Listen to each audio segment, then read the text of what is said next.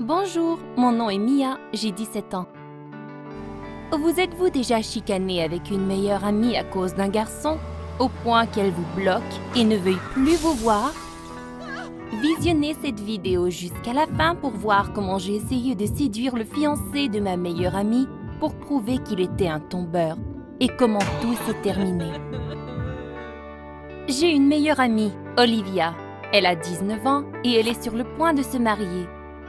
Nous sommes des amis depuis notre tendre enfance. Nos parents étaient amis aussi et nous sommes toujours inséparables.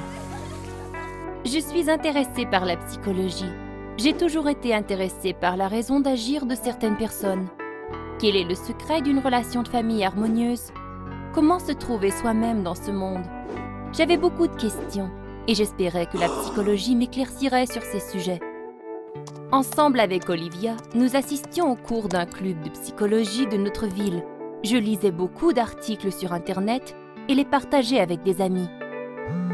Mais elle a commencé à sécher les cours et elle n'avait même pas le temps de les lire. Elle a rencontré Ed et est tombée follement amoureuse de lui.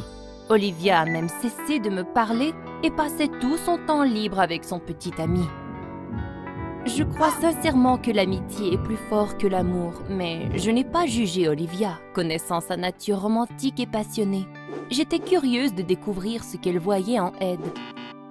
Est-ce qu'une de vos amies a déjà sacrifié votre amitié pour l'amour d'un nouveau gars? Est-ce qu'ils ont remis vos rencontres, poussé vos plans, tout cela pour se donner à une autre passion? Et puis un jour, un mois après notre dernière conversation, Olivia m'a appelée très heureuse et elle m'a dit qu'ils allaient se marier. J'étais quelque peu offensée. Ma meilleure amie était fiancée et elle me l'a annoncé au téléphone et non en personne. Et je n'avais toujours pas rencontré ce merveilleux futur mari. Puis Olivia m'annonça que le mariage était dans 2 semaines. Elle voulait que je sois une demoiselle d'honneur et que j'aide avec les préparatifs. J'aimais beaucoup Olivia et je n'étais pas capable de lui dire non. J'étais heureuse d'offrir mon aide. Nous avons commencé à visiter les salles pour la cérémonie et commander un gâteau de la pâtisserie. Olivia voulait vraiment que tous les beaux moments du mariage soient immortalisés et elle m'a demandé de trouver un endroit pittoresque pour une séance de photos. Je connaissais l'endroit rêvé et je lui ai suggéré de venir le visiter, mais Olivia était trop occupée à essayer des robes de mariée. Donc, elle a envoyé Ed à sa place. Cela ne me dérangeait pas. C'était une excuse pour apprendre à mieux le connaître. Nous n'avions pas eu beaucoup de temps pour apprendre à nous connaître à travers tout ce chahut de pré-mariage. Je voulais découvrir quel genre de personne il était, car je m'inquiétais pour mon ami. Nous sommes allés sur la côte, moi et Ed, et il était très gentil et très drôle. Je me suis retrouvée à bien l'aimer, mais l'amitié était une chose sacrée pour moi. Nous sommes arrivés à la côte, nous avons pris quelques photos d'essais expérimentants avec quelques angles différents, et puis pendant notre séance d'autoportrait rigolo, Ed embrassa ma nuque comme s'il était en pleine séance de photos de mariage. J'étais embarrassée par ce qu'il avait fait. Il s'est mis à rire et il a dit qu'il s'était imaginé Olivia plutôt que moi. Et j'ai ricané inconfortablement, mais quelque chose à l'intérieur de moi n'allait pas. Je trouvais cela bizarre, je me sentais mal, je ne voulais pas fâcher Olivia. J'ai décidé de terminer la séance de photos et vite retourner chez moi. Je n'étais pas confortable seule avec Ed. Il faisait comme si de rien n'était. Il faisait encore des blagues en me regardant et me souriant. J'ai envoyé des photos de la côte à Olivia, mais j'ai supprimé celles où Ed m'embrassait. Mon amie était enchantée par le paysage et elle m'a remerciée. J'avais un peu honte de ne pas lui avoir dit ce qui s'était passé, mais peut-être que j'avais imaginé le tout. Et que Ed n'avait fait que poser pour la caméra, faisant semblant d'embrasser Olivia. Olivia devait encore choisir son bouquet de mariage et les décorations pour le hall, donc nous sommes allés chez le fleuriste. Pendant qu'elle discutait de tous les détails avec le fleuriste, j'ai décidé d'aller au café de l'autre côté de la rue, car je savais que ce serait une longue journée. J'avais besoin d'un peu d'entrain. En traversant la rue, j'ai regardé autour de moi et j'ai vu des amoureux, et cela me rendit heureuse pour eux d'avoir trouvé leur douce moitié. J'ai même commencé à envier Olivia pour un moment car elle aussi avait trouvé l'amour de sa vie et j'avais pratiquement perdu mon amie. Pendant que j'étais perdue dans mes pensées, j'ai regardé par la fenêtre d'un café et j'ai aperçu un couple qui s'embrassait. Le gars ressemblait drôlement à Ed. Je me suis approchée pour voir de plus près et j'avais raison. C'était bien Ed et il embrassait cette femme étrangère. Je n'en croyais pas mes yeux.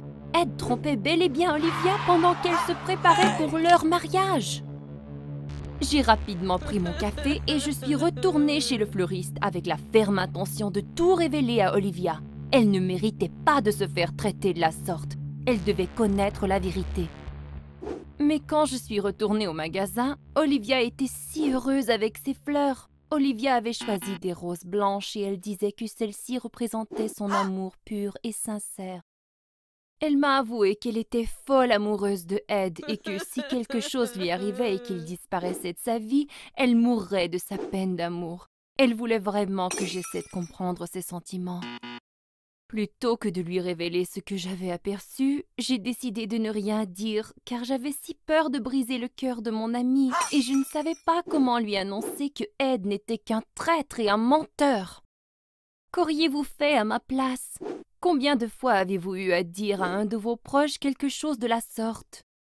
J'étais confuse et très frustrée de la situation. J'ai décidé de demander conseil à ma mère. Ma mère était toujours raisonnable et juste, et j'espérais qu'elle pourrait m'aider. Ma mère m'a dit que l'infidélité était une accusation très sévère et que je devais être sûre de ce dont je parlais avant d'avertir Olivia.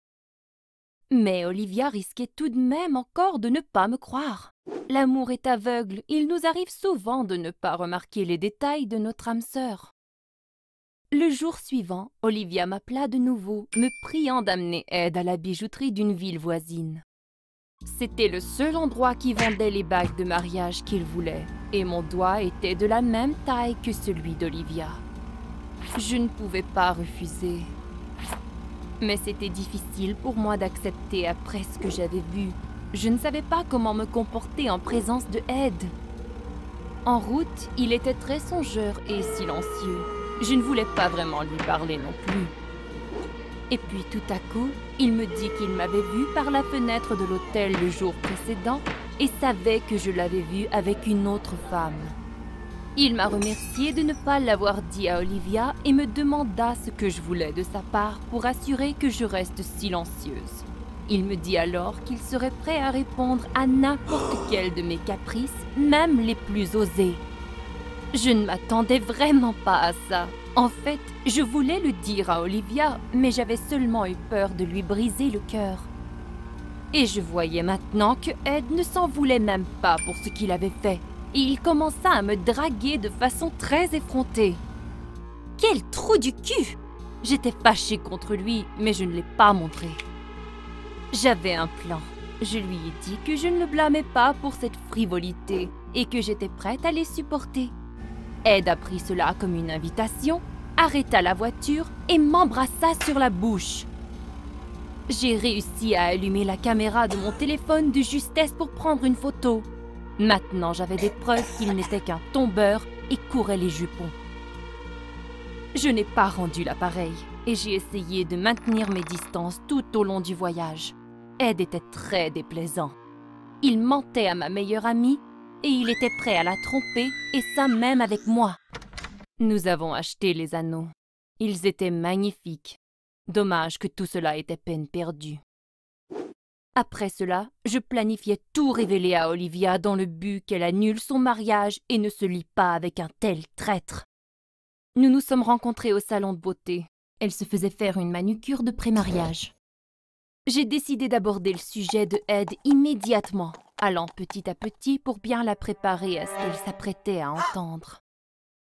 Je lui ai demandé si elle était certaine de vouloir se marier car c'était un engagement à vie et que peut-être que Ed n'était pas la bonne personne pour elle et qu'elle commettait peut-être une grossière erreur.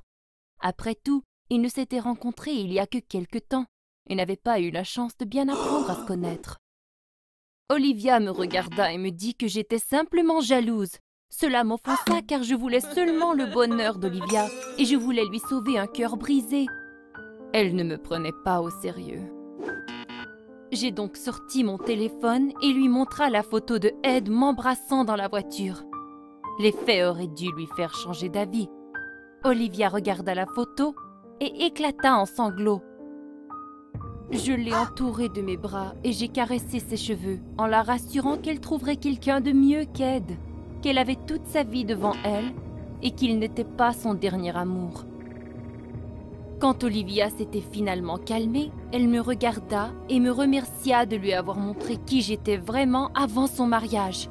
Olivia m'accusa d'avoir séduit Ed, elle me traita de traître et me défendit de venir à son mariage et de rester hors de sa vie. Et voici comment j'ai perdu ma meilleure amie. Olivia m'ordonna de quitter et de ne pas gâcher son humeur et ses préparatifs de pré-mariage. J'ai quitté le salon les yeux pleins d'eau. J'étais détruite que mon amie ne me croit même pas. Nous avions vécu tant de choses ensemble. J'étais prête à tout pour elle. Et à cause d'un connard qui ne méritait rien de sa part, notre amitié était maintenant détruite. C'était aussi de ma faute. Mon plan de mettre Ed à nu avait tombé à l'eau. Ouais, la photo de lui et moi nous embrassant n'était pas la meilleure solution. J'avais l'air d'une séductrice malicieuse et lui d'une de mes victimes. Ed s'en sortirait sûrement et me blâmerait pour tout. Malgré les paroles d'Olivia, je voulais en finir avec mon plan. Je devais sauver mon ami de ce monstre. Il détruirait sa vie. Je n'avais plus d'autre choix que de contacter le frère d'Olivia, Max. Il avait 20 ans.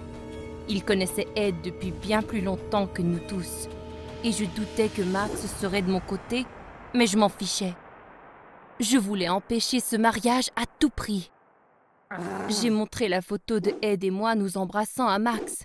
Je lui ai dit que je l'avais aperçu par la fenêtre en train d'embrasser une autre femme le jour précédent. Je l'ai supplié de me croire et m'aider à empêcher Olivia de marier ce traître. Max me regardait stupéfait au début. Et puis, je lui ai dit que Olivia avait mis fin à notre amitié et m'interdisait d'assister à son mariage. Mais cela m'était bien égal. Je voulais ce qu'il y avait de mieux pour elle, et j'allais tout faire pour sortir Ed de sa vie. Avez-vous déjà essayé d'aider un ami contre son gré, même s'il ne vous considérait même plus un ami? Max savait bien ce que notre amitié représentait pour Olivia, et comment je l'aimais, qu'il nous appelait même des sœurs. Il savait que je n'essaierais jamais de faire du mal à mon ami. Alors Max était d'accord de nous aider et décida de ramasser encore plus d'évidence de l'infidélité de Ed. Nous avons commencé à l'espionner. Max a dit qu'Olivia et Ed planifiaient aller au centre commercial pour acheter quelques articles de mariage. J'y suis allée espérant que Ed ferait une bêtise qui révélerait son infidélité et que je pourrais le prendre en photo. Mais j'étais si prise par ma mission que je n'ai pas remarqué Ed et Olivia devant moi. Ils m'ont aperçue immédiatement. Je les ai salués et Olivia fit semblant de ne pas me connaître. Cela m'a marquée. Elle m'a ignorée et avait pardonné Ed, qui était le coupable, et elle lui souriait tendrement. Je voulais lui parler de nouveau et tout lui expliquer. Elle me manquait et notre amitié aussi. Et tout à coup, j'ai reçu un texto de la part d'Olivia me demandant de la rencontrer dans 5 minutes au coin des cosmétiques. J'étais heureuse, mais douteuse. Pourquoi m'a-t-elle croisée d'un air si hautain? Je courus vite comme l'éclair vers le département des cosmétiques pour la retrouver. Olivia accourut vers moi, anxieuse et perdue. Elle avait l'air déprimée. Olivia avait découvert les textos de Ed avec une autre fille dans lesquels ils allaient en détail à propos de leurs ébats de la nuit précédente, quand Ed était supposément à son enterrement de vie de garçon. Olivia se rappela immédiatement de ma photo et ce que je lui avais dit, et elle avait maintenant l'impression que Ed n'était pas qui il lui faisait croire qu'il était, qu'il ne l'aimait pas et qu'il avait des aventures. Mais Olivia avait peur d'annuler la réception. Tout était déjà prêt. Elle me demanda mon avis concernant ce qu'elle devrait faire. Je l'ai rassurée et lui ai dit que je la supporterais. J'avais un plan de dévoiler Ed pendant la réception de mariage. En feignant un accident, il perturberait ainsi le mariage et ferait un fou de lui devant tout le monde. Ça lui servirait de leçon. Olivia se calma un peu et revint sur terre, et elle me fit un câlin comme dans le bon vieux temps. Cela m'avait tant manqué. J'étais touchée, et j'étais maintenant déterminée de me débarrasser de Ed, qui n'avait fait que causer des ennuis. Le jour du mariage était arrivé. J'aurais dû y être avec elle, mais je devais m'y rendre sans me faire apercevoir. Je me suis donc déguisée en serveuse. Personne ne portait aucune attention aux serveuses. Ed ne m'a pas vue et personne ne pouvait ruiner notre plan. C'était l'heure du toast solennel et du discours des mariés. Ed est monté sur scène pour remercier tous les invités d'être présents et leur demanda de bien ouvrir les enveloppes qui, selon lui, contenaient une belle surprise. Tous les invités avaient une de ces enveloppes sous leur vaisselle où il y aurait dû y avoir un message de remerciement de la part des mariés. Mais l'enveloppe contenait plutôt une photo d'Ed embrassant une fille inconnue, ainsi que des textos romantiques échangés entre les deux, suivant une nuit torride. J'avais suivi Ed pendant les quelques jours avant le mariage. J'ai ramassé toutes sortes de scandales à la Ed pour le dévoiler devant tout le monde. Lorsque tout le monde avait vu les photos, plusieurs ont commencé à quitter. Le hall était animé et un membre de la famille d'Olivia a presque cassé la gueule de Ed. Avez-vous déjà été un invité à un mariage ou un autre événement de famille? Un de ces événements qui tournent du tout au tout et s'effondrent dans le chaos et la confusion? J'ai tout observé de la porte de la cuisine.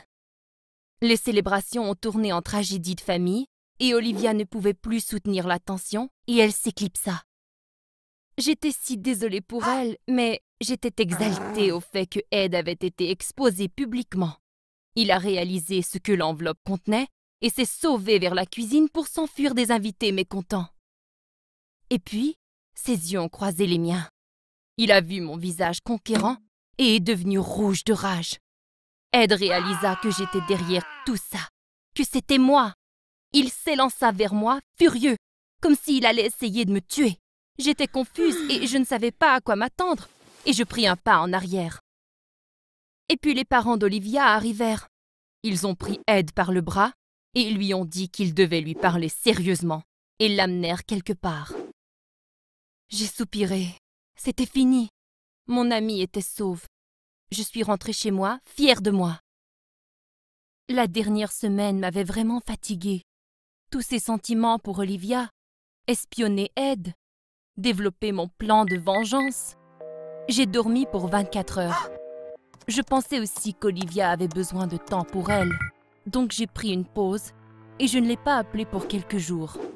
Ensuite, j'ai décidé de l'appeler, mais son numéro n'a pas sonné. J'ai essayé de lui écrire sur les réseaux sociaux, mais elle m'avait bloquée. Je ne comprenais vraiment pas ce qui se passait et me demandais qu'est-ce que j'avais fait de mal encore. Je suis allée à la maison d'Olivia pour lui parler en personne. Ses parents m'ont ouvert la porte. Ils m'ont saluée de façon froide. Ils ne m'ont même pas offert de rentrer. Ses parents ont dit qu'Olivia passait une période difficile. Elle avait décidé d'essayer d'oublier tout le monde qui lui rappelait le mariage.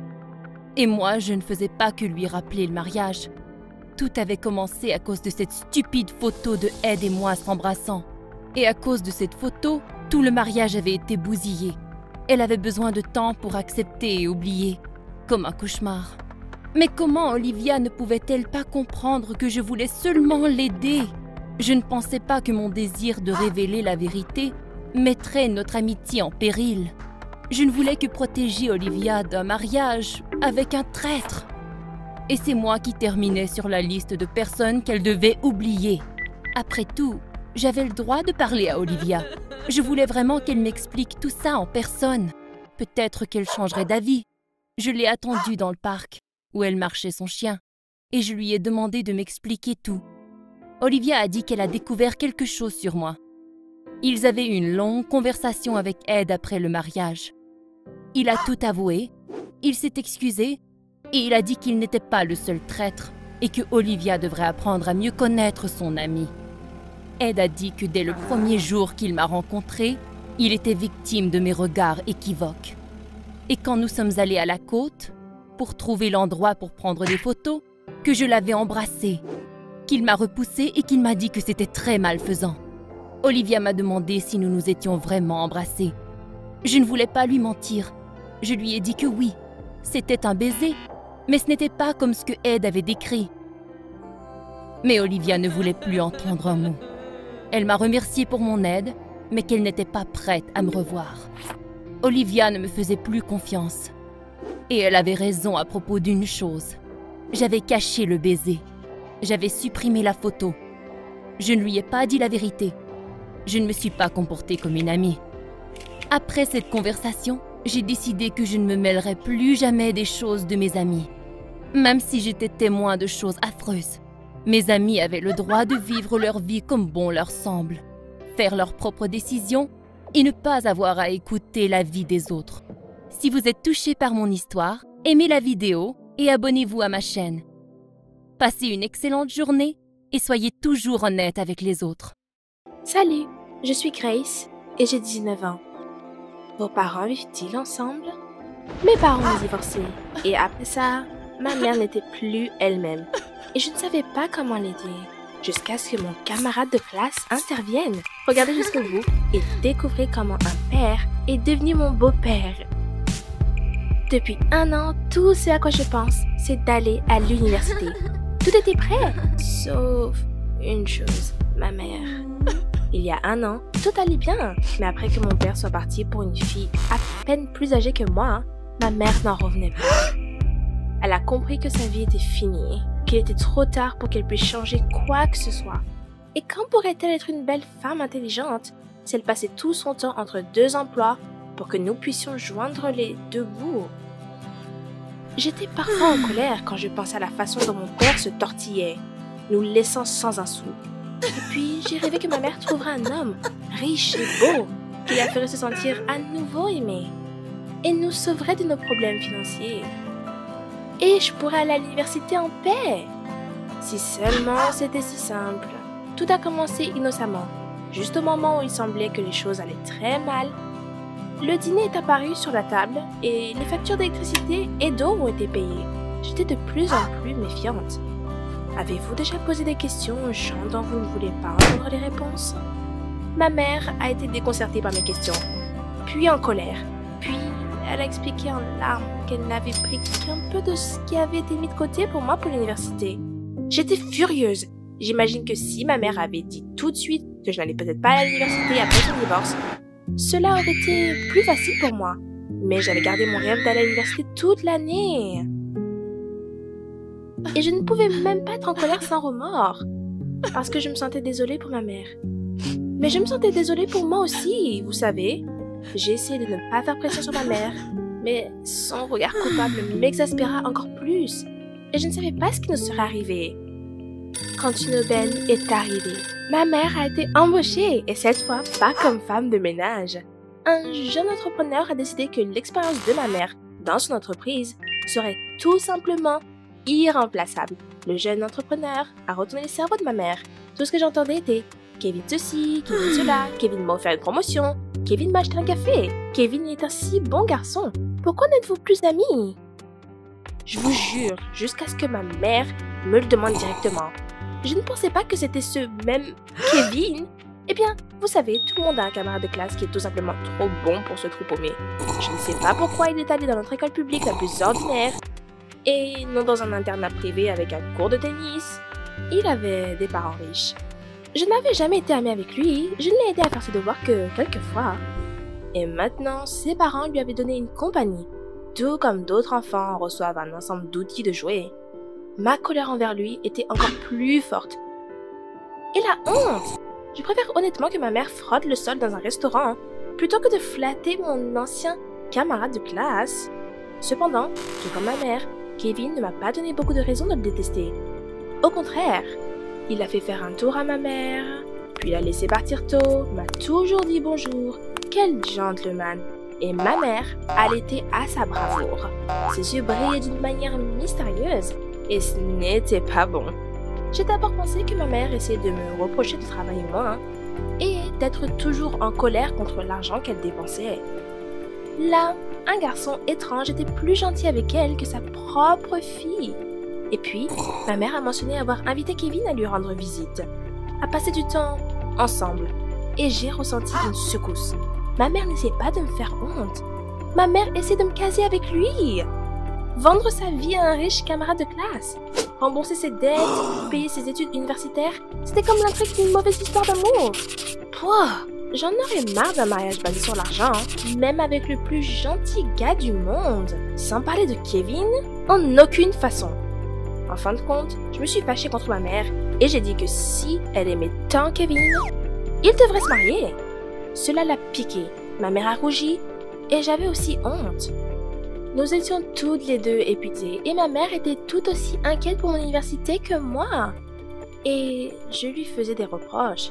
Alors j'ai suggéré que nous oublions tous les problèmes et que nous passions une soirée à nous détendre, comme aller au cinéma. Alors non, vous faites. Et savez-vous qui j'ai vu dès que je suis entrée au cinéma? Et oui, ce foutu riche Kevin. Mes yeux ont cligné et j'ai presque dit à ma mère ce que je pensais du fait qu'elle essayait de nous caser ensemble. Mais était-elle aussi surprise que moi? Était-ce vraiment un accident? Il s'est avéré que ma mère avait tellement parlé de ce film que Kevin a décidé d'aller le voir. Et ils ont commencé à discuter des autres œuvres de ce réalisateur juste devant moi. Vous êtes-vous déjà retrouvé comme la cinquième roue du carrosse quand vous vous y attendiez le moins? Kevin, qui était un tel gentleman, a payé nos billets, puis insisté pour que nous allions au café. C'est sa tournée, bien sûr, pour qu'il puisse continuer la conversation fascinante avec ma mère. Vous savez, si c'était juste une conversation, alors j'aurais dû appeler tous mes ex et leur dire que nous avions parlé. Kevin lui fit un clin d'œil et la complimenta. Ma mère riait et enroulait une mèche de cheveux autour de son doigt. J'étais en train de mourir de honte. Mon Dieu, maman! Qui ici avait 19 ans pour se comporter comme ça? Pouvez-vous imaginer quel cauchemar c'est quand votre mère flirte effrontément avec votre ancien camarade de classe? Et imaginez ce que j'ai ressenti quand il l'a soudainement invité dans sa maison de campagne. Il a dit qu'il y aurait un barbecue et tout ça. Cela ressemblait au début d'un film d'horreur. Maman, non! Maman, oui! Ma mère sortait de la ville comme un rendez-vous. Elle s'est coiffée, maquillée et a dégainé une robe qui n'était franchement pas pour son âge. Cela me rendait folle. Peut-être que ma mère a perdu la tête à cause du stress. Cela n'arrêtait pas de tourner dans mon esprit tout le temps. Bien sûr, je ne pouvais pas laisser ma mère partir seule, et pour une bonne raison. Il n'y a pas eu de barbecue. Il n'y avait personne dans la maison, à part nous et Kevin. Alors pourquoi a-t-il invité ma mère ici? J'étais distraite de mes pensées au bord de la piscine. Je me suis presque endormie dans l'eau. Et je n'ai pas remarqué que maman et Kevin n'avaient pas été là depuis longtemps. Avec un mauvais pressentiment, je suis allée les trouver. La dernière chose à laquelle je m'attendais était de les voir sur la terrasse danser un slow. Ils semblaient si innocents et amoureux. J'ai senti les poils sur ma nuque se dresser. D'accord, maman a vécu un traumatisme après le divorce. Ces choses arrivent. Mais Kevin, il avait 20 ans. Que pouvait-il trouver chez ma mère? J'ai décidé que Kevin devait s'expliquer. Le soir, j'ai gentiment suggéré à Kevin que nous préparions le dîner ensemble pour que ma mère puisse se détendre. Dès que nous étions seuls, je l'ai cloué au bord de la table. Je me suis souvenue de ces deux devoirs et j'ai soupiré de façon romantique en disant que c'était nos premiers rendez-vous. Et j'ai fixé le troisième rendez-vous pour ce soir, dans son propre jardin. Le plan était simple. Je rencontrerai Kevin sous un rosier romantique.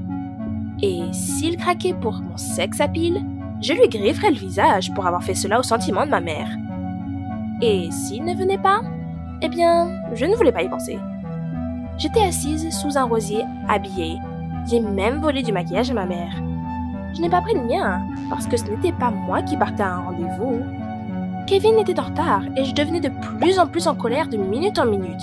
S'il ne venait pas, cela voulait dire qu'il aimait vraiment ma mère? Un bruissement venant des buissons et une main sur mon épaule me sortirent de ma rêverie. Kevin! Finalement!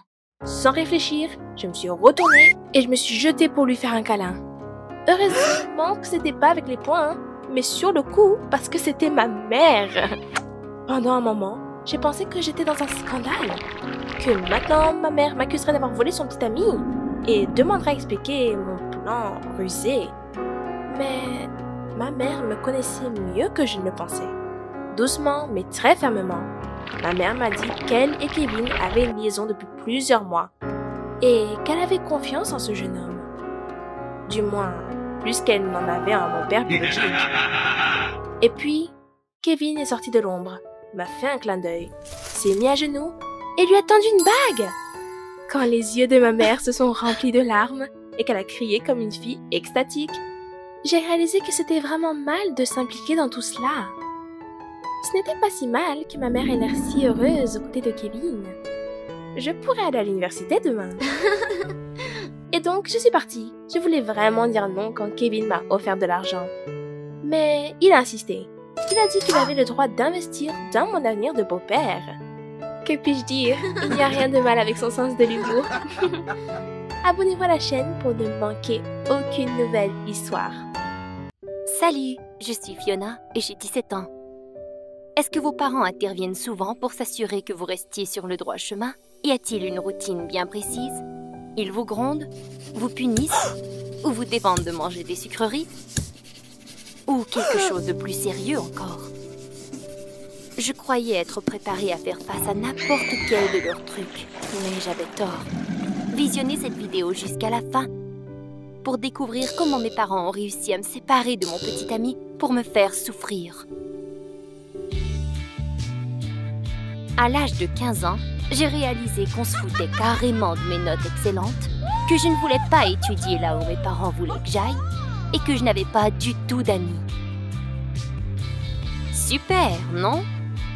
Ce même jour, je suis allée me promener. Je me suis fait approcher par ce type inconnu et j'ai assisté à la toute première fête de ma vie.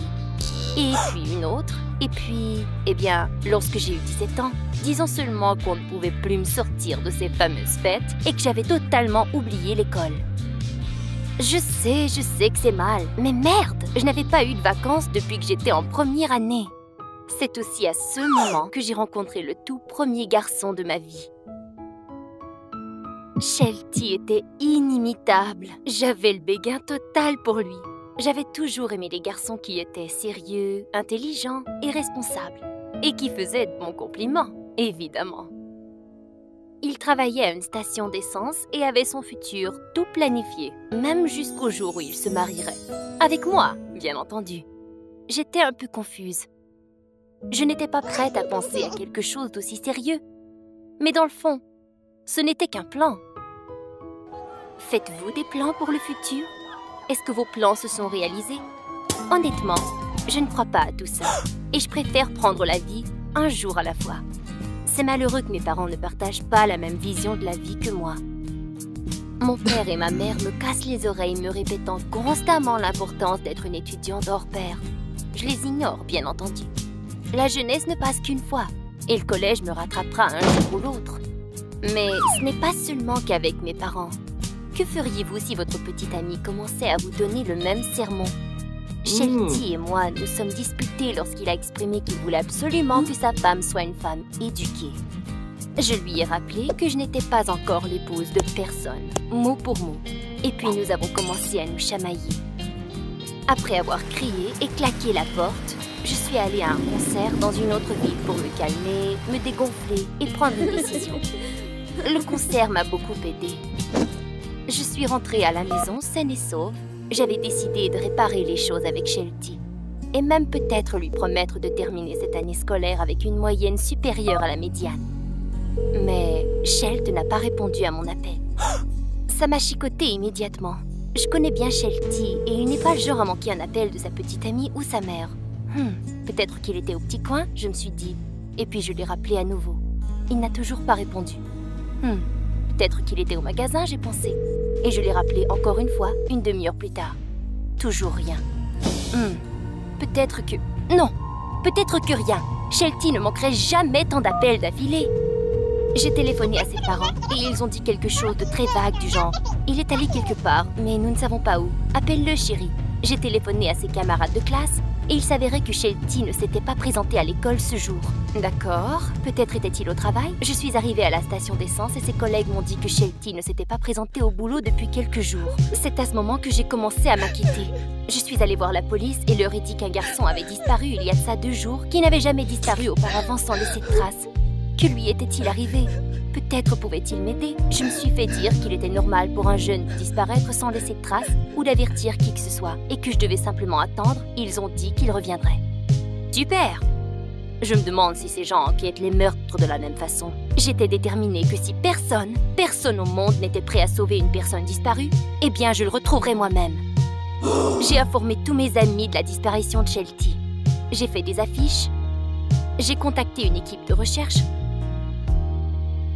J'ai même demandé l'aide de mes parents. À ma grande surprise, mes parents étaient bizarrement compréhensifs. Papa a promis d'informer le plus de personnes possible et maman de rester informée des nouvelles et près du téléphone. J'ai éclaté en sanglots et nous nous sommes enlacés. J'avais si peur et j'étais triste de la disparition de Shelty. Mais j'étais heureuse que mes parents soient si compréhensifs pour une fois et soient prêts à m'aider. Je n'avais pas le temps ni l'énergie d'étudier. Après avoir passé toute la journée sous le soleil brûlant, je suis rentrée à la maison en pleurant, incapable de dormir. Parfois, j'entendais la voix de Shelty et je la suivais. Jusqu'à ce que je réalise que j'étais à moitié endormie, consommée par la peine. Un jour, j'ai accidentellement trouvé un de ses t-shirts dans mes affaires. Je ne sais pas comment il s'est retrouvé en ma possession, mais j'étais heureuse d'avoir au moins quelque chose qui me rappelait Shelty. Je me suis mise au lit en le portant. Parfois, je lui parlais. Et, bien sûr, je pleurais, ce qu'il mouillait. Avez-vous déjà perdu quelqu'un qui vous était cher? J'espère que non. Mais si oui, vous êtes sûrement familier avec le sentiment terrible que cela cause. Et j'aurais tout fait pour l'arrêter. Quand j'étais optimiste, je ne pensais pas à des choses stupides comme ma propre sécurité. Je me présentais souvent à la station d'essence car c'était le dernier endroit où on avait vu Shelty. Et je demandais à tous les clients s'ils avaient vu Shelty. Et un jour, un camionneur a reconnu sa photo. Il a dit qu'il avait reconduit ce jeune homme à un certain endroit sur la grande route et il pouvait me montrer le chemin. J'ai immédiatement accepté. Il me laissa entrer dans la cabine du camion et nous avons embarqué sur l'autoroute. Le plus loin nous allions, le plus terrifiée j'étais. Il faisait déjà nuit. Nous avions quitté la ville sans nous arrêter. Je lui ai demandé de me laisser sortir pour quelques minutes, car je devais aller au petit coin. Il m'écouta. Je me suis dirigée vers un petit buisson tout près, et je voulais me sauver de là, mais je n'ai pas pu. Le camionneur a découvert mon petit plan et a agrippé mon bras, m'a tiré hors du buisson comme s'il cueillait une carotte d'un jardin. Je me débattais, mais je ne pouvais pas me libérer. Je ne pouvais même pas formuler de mots. Je ne faisais que crier. Chanceusement, un automobiliste qui passait tout près est intervenu. Il a fait peur à ce fou de camionneur. Mais je tremblais et je pleurais. Je ne pouvais même pas parler. Alors l'homme me prit et me mit dans sa voiture pour me ramener chez moi. Rob insistait à raconter l'histoire à mes parents. L'histoire semblait l'exciter et il était prêt à aller voir la police.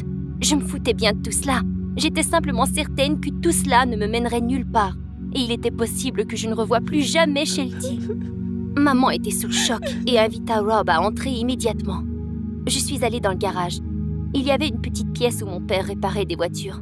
J'adorais m'y cacher quand j'étais petite. Et en grandissant, j'avais cessé d'y aller, mais à ce moment, je désirais vraiment être seule. J'y suis entrée et j'ai hurlé à plein poumon. Assis là, sur un vieux sofa, près du réfrigérateur, était Shelty. Il me fixait avec intensité, d'un air sinistre, et n'avait pas l'air heureux du tout de me voir. J'étais totalement confuse. Tout était flou. Est-ce que Shelty était réellement ici? Que se passait-il? Mes parents l'avaient-ils kidnappé? Comment? Pourquoi ne s'était-il pas échappé? Pourquoi me dévisageait-il de la sorte? Pendant que toutes ces questions défilaient dans ma tête, Shelty a commencé son discours. Comme s'il avait fait un sacrifice énorme pour moi. Il avait passé une semaine dans ce trou seulement pour que je revienne à moi et que je comprenne finalement que je devais apprécier mon petit ami, mes parents et ma stabilité de vie.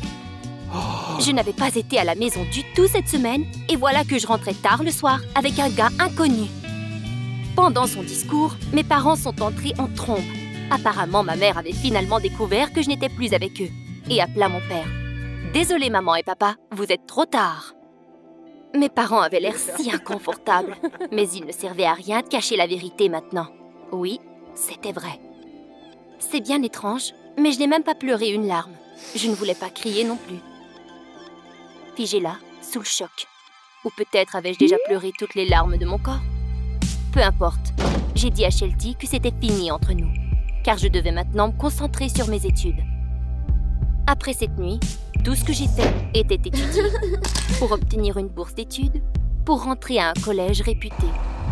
Je n'ai jamais demandé l'aide de la part de mes parents, qui m'ont traité de façon si cruelle. Peut-être qu'un jour je serai en mesure de les pardonner. À la fin, ils ne voulaient que mon bien-être. Ils m'ont appris une très bonne leçon. J'ai toute ma vie devant moi. Le collège, mes études, un boulot, des amis et un petit ami. Mais pour l'instant, je ferai bien attention de ne pas faire confiance à n'importe qui. Et vous, qui est votre être le plus cher au monde? Dites-le nous. N'oubliez pas d'aimer notre vidéo et partager notre vidéo avec vos amis. Avez-vous même une histoire incroyable à partager aussi? Envoyez-la nous. Salut, je m'appelle Stéphanie, j'ai 15 ans. Nous avons tous des parents qui nous font trembler. Petit frère ennuyeux, grande sœur maléfique, jumeau dégoûtant. Moi, c'est mon cousin Billy. Non seulement il est odieux, mais il est aussi intelligent. Trop intelligent. Regardez cette vidéo jusqu'au bout et découvrez comment ce génie maléfique m'a transformée en sa marionnette. Chaque année, à la fin de l'été, Billy et sa famille viennent rester chez nous. Et cela empoisonne le reste de mes vacances. Billy a 2 ans de moins que moi. Depuis l'enfance, ce raseur est amené chez moi pour que nous communiquions. En fait, nos parents espèrent que je vais attraper son virus intello et que je deviendrai également une excellente élève. Mais je n'ai qu'un mal de tête. Non, il y a des choses pires qui peuvent gâcher mes vacances.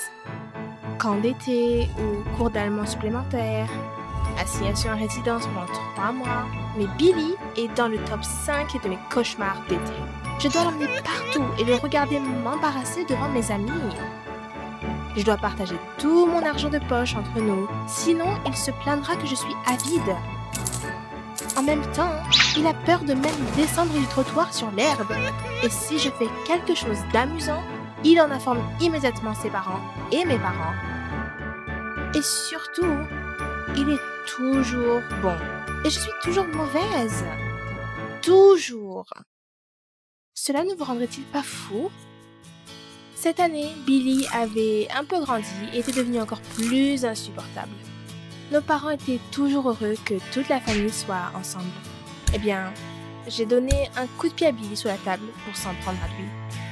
Et du coup, il m'a proposé un marché. Il a dit qu'il avait grandi et qu'il souhaitait maintenant savoir plus sur les filles. Comment communiquer avec elles, comment se faire des amis et tout ça. J'ai beaucoup ri. Je n'avais vu aucun des amis de Billy. Je pense que ses sentiments les plus chaleureux ont été causés par une photo de Nikola Tesla sur Wikipédia. Il était un raté fini dans tout ce qui ne concernait pas les premières places aux Jeux Olympiques.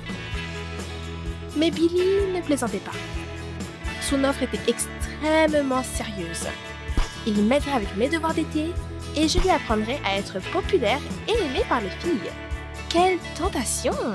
Alors Billy ne me dérangerait pas et mes parents me laisseraient tranquille avec leurs questions sur l'école. J'ai donc tout lâché sur Billy. Mes devoirs, mes tests en retard, ma disserte en allemand. Nos familles n'étaient pas au courant de l'accord et étaient sans cesse émues. Enfin, les enfants s'entendaient. Peut-être que Steph apprendrait quelque chose de bien de Billy. J'étais terriblement ennuyée par leur conversation. Mais je ne l'ai pas montré pour laisser mon plan fonctionner. Je ne voulais vraiment rien apprendre à Billy. Je ne voulais pas vraiment m'impliquer avec cet abruti. J'ai juste décidé de lui faire mes devoirs. Billy a rapidement terminé mes devoirs et j'ai eu beaucoup de plaisir à saboter notre accord. Tu veux te faire des amis? Sois plus imprudent. Plus tu chercheras des ennuis, plus tu seras respecté. Donc notre brave garçon est devenu un gangster. Et puis, il a demandé comment plaire à une fille.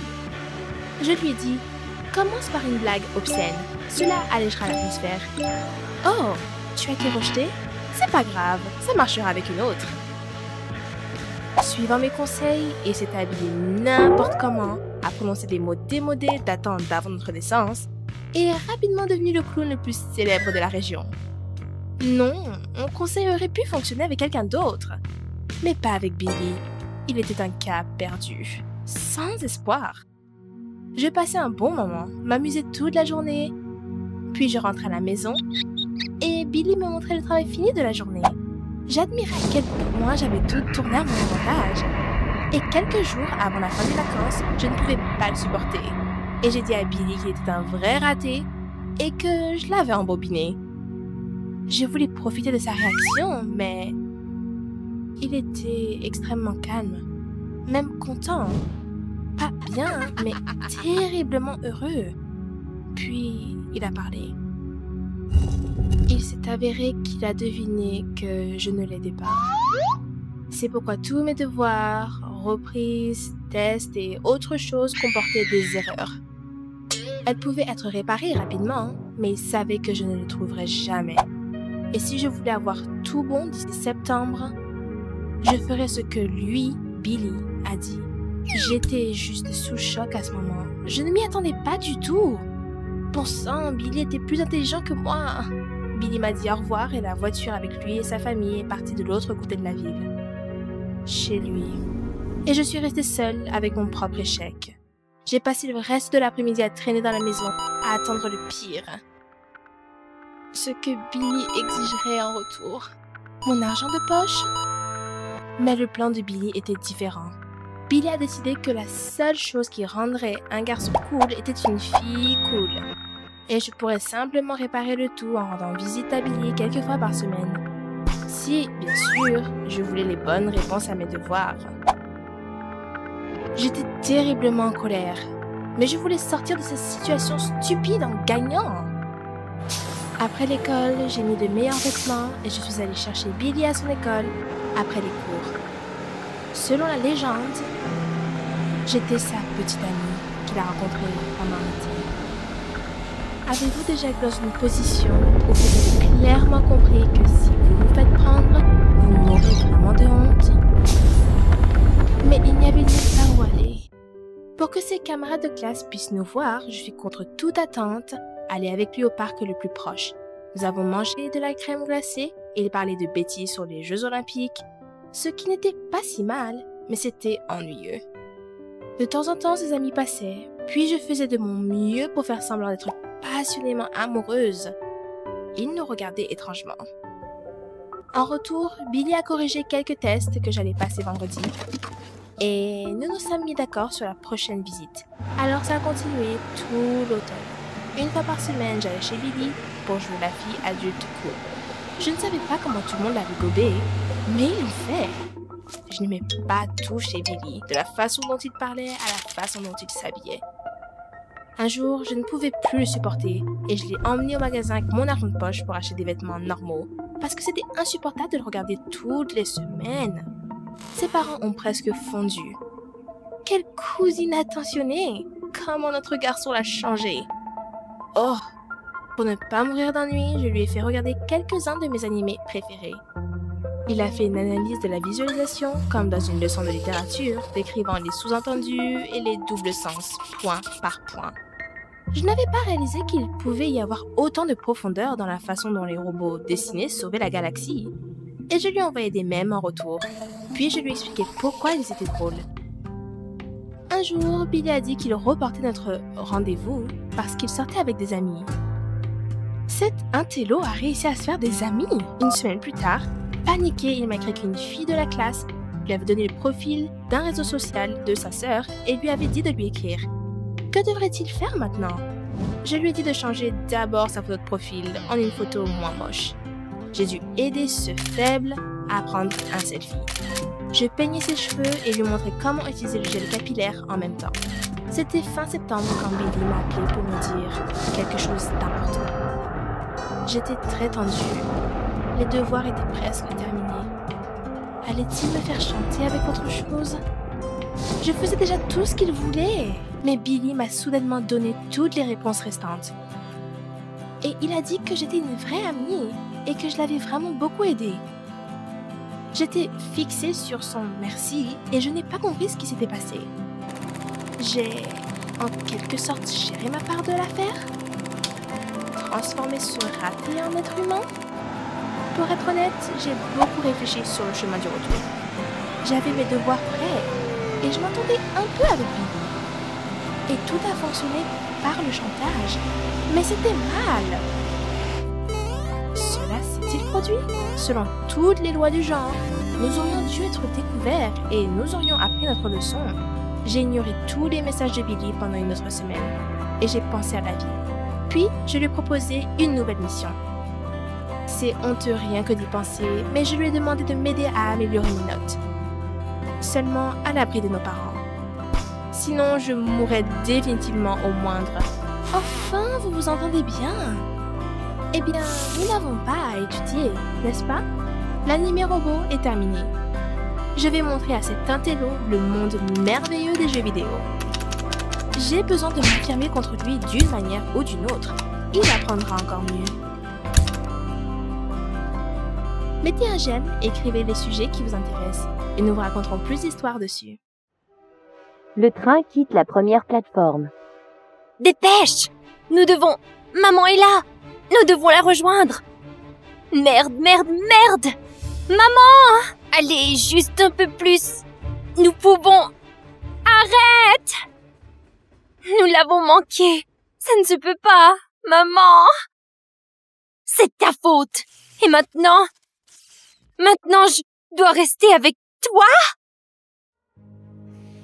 Pourquoi est-ce que je le détestais? Parce qu'il m'avait enlevé ma mère.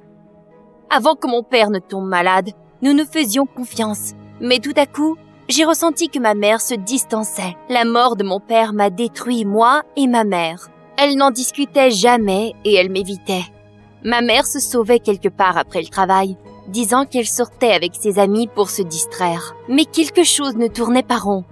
Pourquoi est-ce qu'elle se pomponnait pour ses amis de filles? Elle se connaissait depuis des années. La réponse est devenue mon pire cauchemar.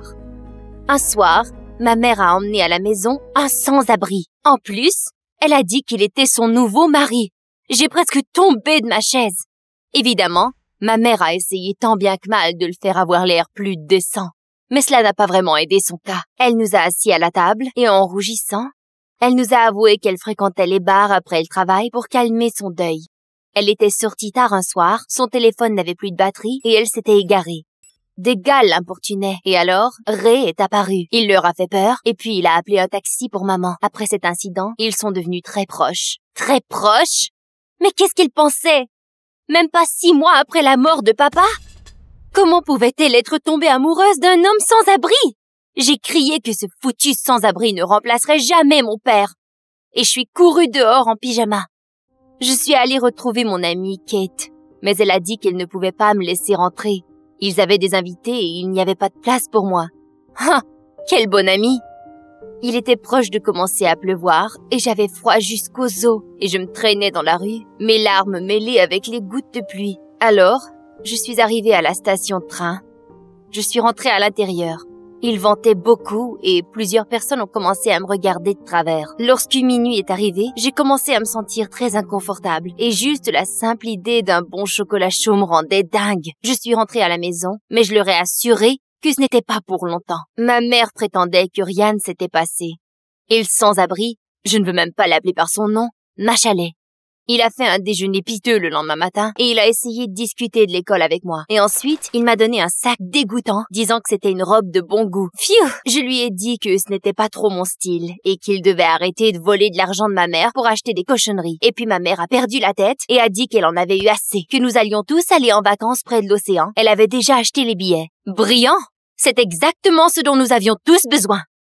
J'ai pensé à m'enfuir, mais j'étais inquiète pour ma mère. Je ne voulais pas la blesser. Elle n'avait pas l'air trop bien.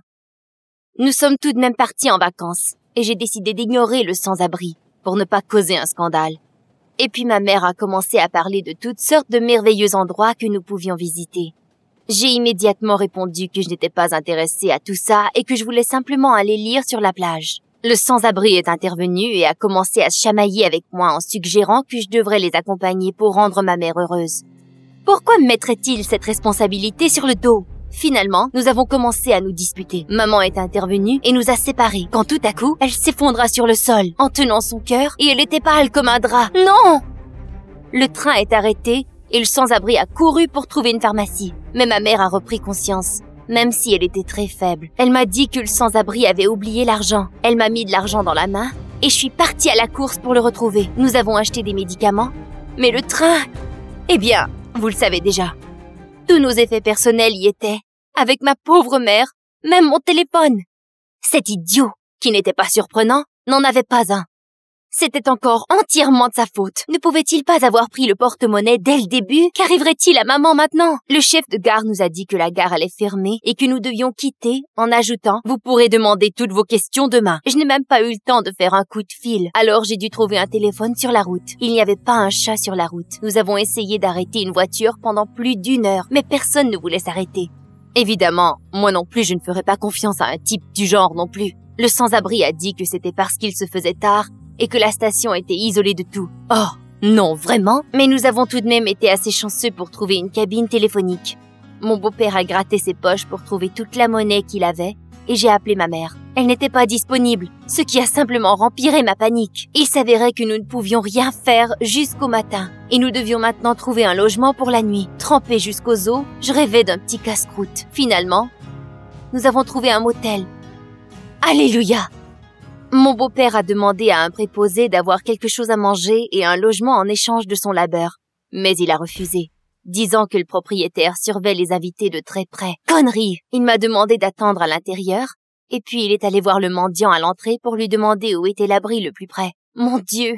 Je voulais savoir que ma mère était saine et sauve. Peut-être qu'elle était étendue dans la cabine, sans connaissance. Le préposé était plus sympa avec moi. Il avait simplement agi de la sorte à cause du sans-abri. Nous avons fait un compromis. Et je lui ai même dit que je n'avais rien à faire avec le sans-abri et que nous voyagions simplement ensemble. Et puis, le préposé a laissé entendre que je pourrais rester la nuit si j'étais gentille avec lui. Ah! Quelqu'un se pensait plus attrayant qu'il ne l'était. J'essayais de penser à une façon de le truquer, mais mon beau-père est entré en trombe, furieux. Il frappa le préposé au visage et nous sommes partis, sans nourriture, sans abri. Merci beaucoup. Le sans-abri a dit que nous pouvions passer la nuit dans un bureau de poste abandonné. C'était clair que le mendiant qu'il avait croisé était familier avec cet endroit. De vraies ruines avec un plafond qui était en décomposition. Il n'y avait presque pas de place pour y dormir. Mais je n'aurais pas pu fermer l'œil de toute façon, en pensant à ma pauvre mère malade. Plutôt qu'un dîner normal, il m'a offert des poubelles venant de l'arrière du motel. Elles avaient quand même l'air mangeables. Mais ce foutu perdant ne pouvait même pas faire un feu pour faire cuire notre nourriture. J'étais tellement en colère. S'il n'était pas intervenu dans la conversation entre moi et le préposé, j'aurais sûrement été capable d'obtenir une chambre. Tout à coup, des voyous sont arrivés vers nous. Et ils n'étaient définitivement pas là pour nous sauver. Il s'avérait que le mendiant était un type qui travaillait pour l'hôtel et il avait averti le préposé. Ça ne sentait pas bon. Mais mon beau-père a réussi à lancer les boîtes sur eux à la dernière minute et nous nous sommes enfuis. Le matin venu, nous étions retournés à la station. Quoi d'autre pouvions-nous faire? Mon père m'a dit que nous étions derrière le train. Sans documents, nous ne pouvions pas nous procurer de billets, mais ils nous ont laissé téléphoner. Avec des mains tremblantes, j'ai poinçonné le numéro de ma mère à nouveau. Quelqu'un d'inconnu répondit en me disant qu'elle était à l'hôpital, à environ 100 milles d'où nous étions. Après cela, la connexion fut interrompue.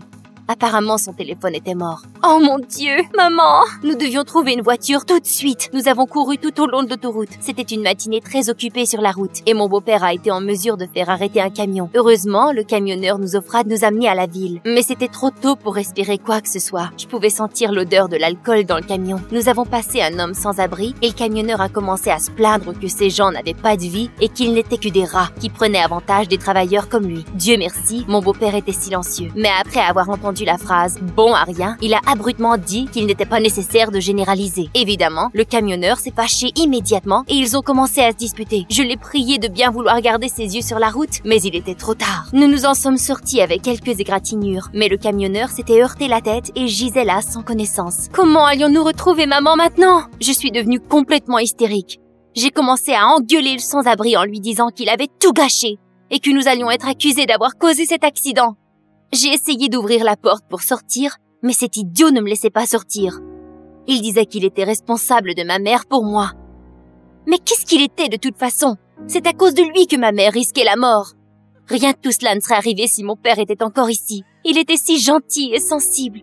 et le sans-abri n'était qu'un homme pathétique qui essayait de prendre sa place. Il y eut un long silence, et j'ai réalisé que j'étais allé trop loin. Ray a téléphoné les services d'urgence et la police en utilisant le téléphone du camionneur et lui a fait la réanimation cardiaque. Tout cela s'est passé en quelques minutes. J'étais sous le choc. Où avait-il appris cela? Beau-père m'a avoué qu'il était un policier il y a 1 an et qu'il avait dû aider ses coéquipiers parfois. Waouh! Nous sommes sortis de la voiture et nous avons attendu les secours. Ray nous a fait un feu et nous avons essayé d'appeler maman encore une fois, sans succès. Lorsque nous nous étions réchauffés, il nous a avoué qu'il s'était fait renvoyer pour abus d'autorité. Il avait battu un garçon qui avait intimidé une petite fille et il ne pouvait plus se trouver d'emploi nulle part. J'avais honte de l'avoir jugé autant et de façon si superficielle. Ray m'avait protégé tout ce temps et maintenant, il aidait un homme qu'il avait toutes les raisons de détester. Finalement, ma mère avait eu raison de le choisir. Les secours sont arrivés et ont emmené le camionneur à l'hôpital. Et nous nous sommes fait asseoir dans une voiture de police. J'étais nerveuse pour Ray. Je ne voulais pas qu'il ait des ennuis, mais les policiers l'ont apporté à la station. Le policier s'avérait être gentil, et Ray, étant un ancien policier lui-même, lui demanda de nous laisser à la clinique médicale. Nous ne sentions plus nos jambes. Mais nous avons couru à la station. Nous nous sommes fait dire que ma mère n'était pas ici. Mais comment? Une infirmière qui a entendu notre conversation nous a donné le bracelet d'hôpital de ma mère et elle a couru vers le département de chirurgie. Cela voulait dire que ma mère était morte. Je ne pouvais plus respirer. Je ne pouvais plus me tenir debout. Et je tombais contre le mur en tenant le bracelet très fort. Ray se tenait près de moi, sans me toucher. Mais après quelques minutes, il n'en pouvait plus. Il m'a pris dans ses bras et m'a promis que peu importe ce qui se passerait, il s'occuperait de moi, que j'étais comme sa fille maintenant. Et puis ma mère est apparue dans le couloir. J'étais abasourdie pour quelques instants, et puis après je me suis jetée dans ses bras. Ray nous a enlacés toutes les deux, et ma mère nous a dit qu'elle venait tout juste d'être libérée de l'hôpital, et qu'elle avait oublié son bracelet. Elle se sentait très bien, et son cœur allait bien. Ce n'avait été que le stress et la fatigue. J'étais heureuse de la voir en santé. Et pour la première fois, j'ai réalisé combien Ray l'aimait. Ma mère était très impressionnée que nous étions devenus amis pendant notre aventure. Je n'avais même pas remarqué que j'avais commencé à l'appeler Ray par son nom. Ma mère a dit que nous devrions encore aller en vacances ensemble. Mais à ce moment, Ray nous a surprises. Il a dit qu'on lui avait offert un poste à la station de police. Un des policiers lui a dit qu'il avait besoin de plus de types comme lui. Eh bien, finalement, tout s'est bien terminé pour lui. Nous étions d'accord de nous rencontrer lorsqu'il se ferait transférer de district par la station de police. J'étais un peu triste, mais j'étais heureuse que Ray avait finalement trouvé sa place à nouveau. Après tout, la vie n'est qu'une grande aventure.